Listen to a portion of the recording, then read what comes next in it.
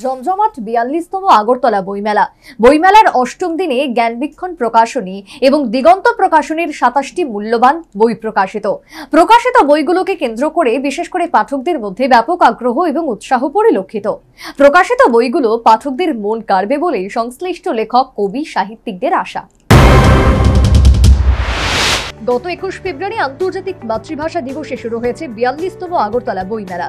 শুরুর দিকে বৃষ্টিতে আংশিক ছন্দপতন হলেও আকাশ পরিষ্কার হতে স্বকীয়তায় আগরতলা বইমেলায় প্রতিদিন হচ্ছে নানা বইয়ের আনুষ্ঠানিক প্রকাশনা।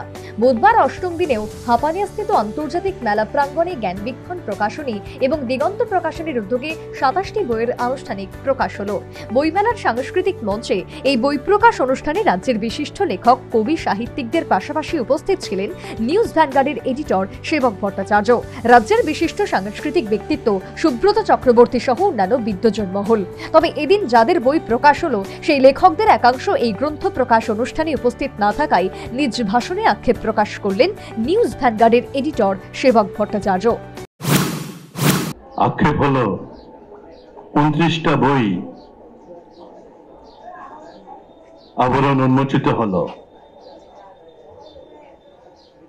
এর মধ্যে আমি হয়তো ভুলও হতে পারি, প্রায় ১০ জন লেখক আজকের ওনাদের বইয়ের উন্মোচন অনুষ্ঠান, এই অনুষ্ঠানে উপস্থিত নেই।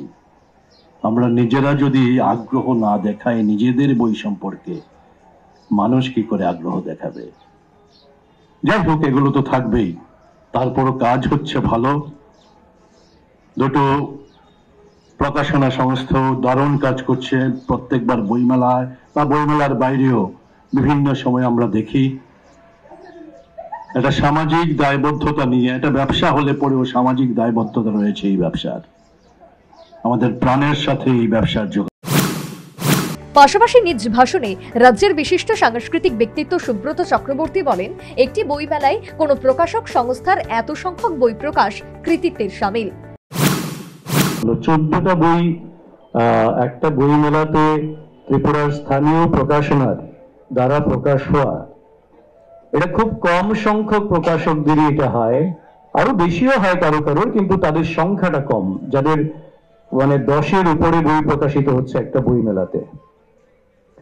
তো সেই দিক থেকে ত্রিপুরার যারা পাঠক পাঠিকা রয়েছেন তাদের জ্ঞানের ভান্ডারকে সমৃদ্ধ করার জন্য, জ্ঞান পিপাসুদের ঠিকানা দেওয়ার জন্য এবং সব অংশের পাঠকদের কি করে তাদের যে চাহিদা সেটা মেটানোর জন্য সেই আয়োজন জ্ঞানবীক্ষণ করে চলেছে নিরলসভাবে।